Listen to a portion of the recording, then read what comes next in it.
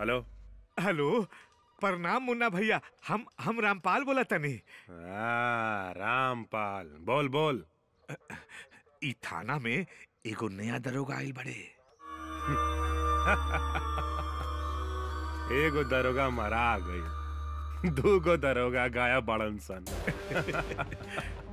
तब फिर मरे खातिर के आ गइल रे हैं? नया खून बा, खोलबे नु करी। अच्छा सुन, आज दंगल बा, पूजा करे के बाद बाबूजी दिल्ली जावे वाला बाड़ा। हाँ हाँ। और एगो खुशखबरी बा, ए बेर विधायकी के टिकट कंफर्म बा। जी जी, मुबारक हो मुन्ना भैया। अच्छा सुन, 2 बजे का फ्लाइट बा बाबूजी के, और 2 बजे तक मुंह बंद, समझ ले ना। बाबूजी के खुशी खुशी जाए दे। नौका दरोगा खातिर तब विकी ही काफी बा। जैसन कहीं, अरे काले तो आइल बा। अरे हमरा अलावा रउआ के बताई, निश्चित रही रउआ। अब मुन्ना भैया, वैसे अब हमरो दंगल देखे के बड़ा मूड करत बा। हेलो, सुना? हाँ हाँ बोला तनी। अच्छा, तो पान खाए के मन हो गइल बा ना?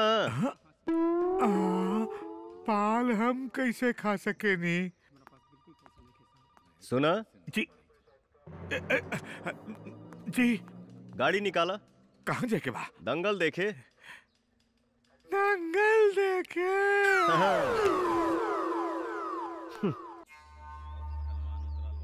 रामपुर की वार्षिक दंगल में हम आप सबका स्वागत करते हैं। भाइयों, आज का दंगल रामपुर के वासियों के साथ साथ पहलवान जी के लिए भी खास हो गया है, क्योंकि दंगल खत्म होने के पश्चात इसी मंदिर में पूजा पाठ करके अपनी चुनावी यात्रा का शंखनाद करेंगे।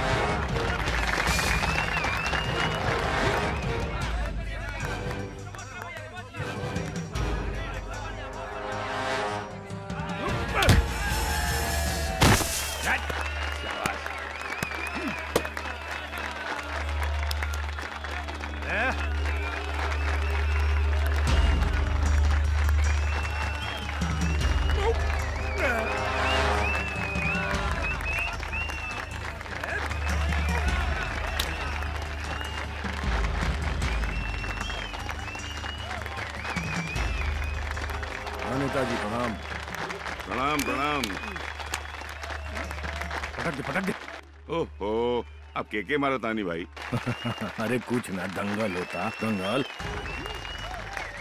पटक दे, मार दे, मार।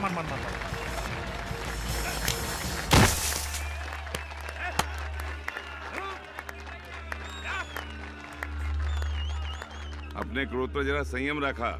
जी जी। सामने वाला गुस्सा दिलाई, लेकिन मीठा बोले के बाद। चुनाव में सिर्फ खोपड़ी चलेला, बंदूक ना। जी जी। रहुआ कबले दिल्ली पहुंच जाए? फ्लाइट 4 बजे बा। ठीक बा, टाइम पे आ जाइए। जी जी। पटक के तोड़े छाती, पटक दे। ओहो, ये पहलवान न सुधर पाई। लट।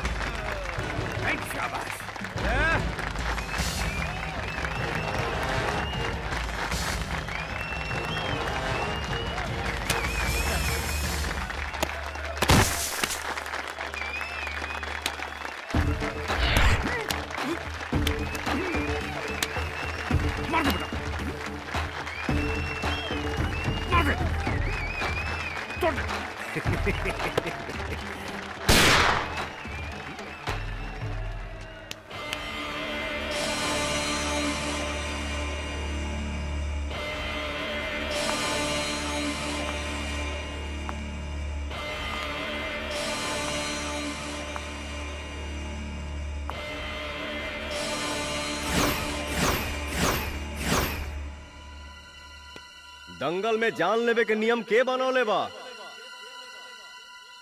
हम बनोले बानी। हम पूरा रामपुर हमरे कायदा कानून से चलेला। कहे के हवे रे? कौना देश के हवे रे? ये वर्दी देख के समझ में नहीं आवत।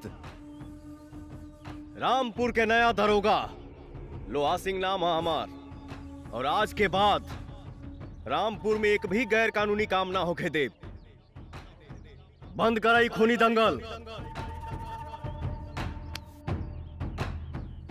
तोहरा यहाँ आवे से पहले कितना दरोगा ड्यूटी छोड़ के भाग गए लोहा सिंह, समझ ले। एजा आवे से पहले रामपुर के इतिहास पढ़ के आवे के चाहत रहे तो के।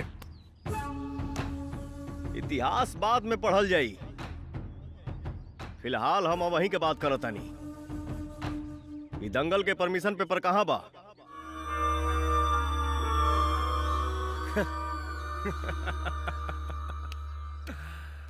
कैसन परमिशन रे दरोगा? हाँ?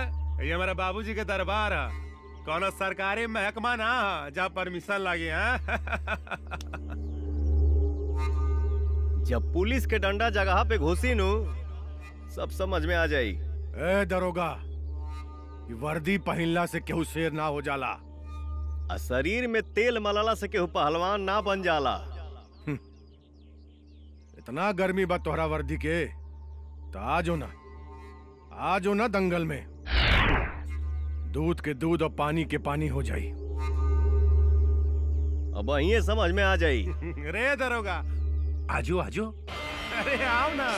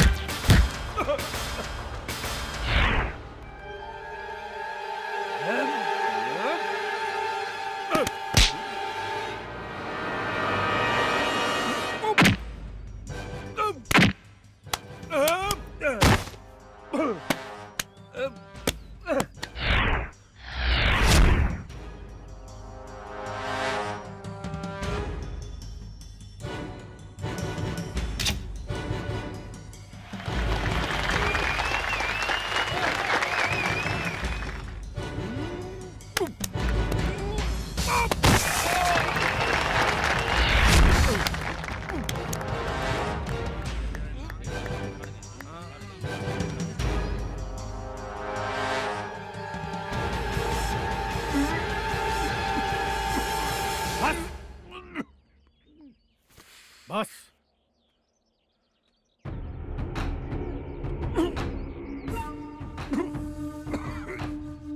जीत गई ले दरोगा। तेरी अरोगा दरोगा की।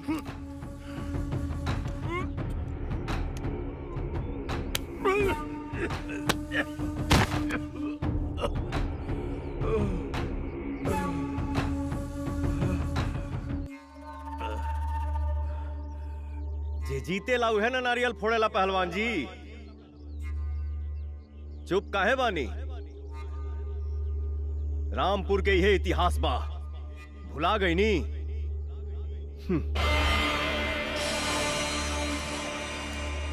जगह सर बहुत नियम कानून की बात करत रही। दिल्ली से लौट के आवे थे, इतिहास से ना नियम कानून से मारब। जी मलिकार। चल।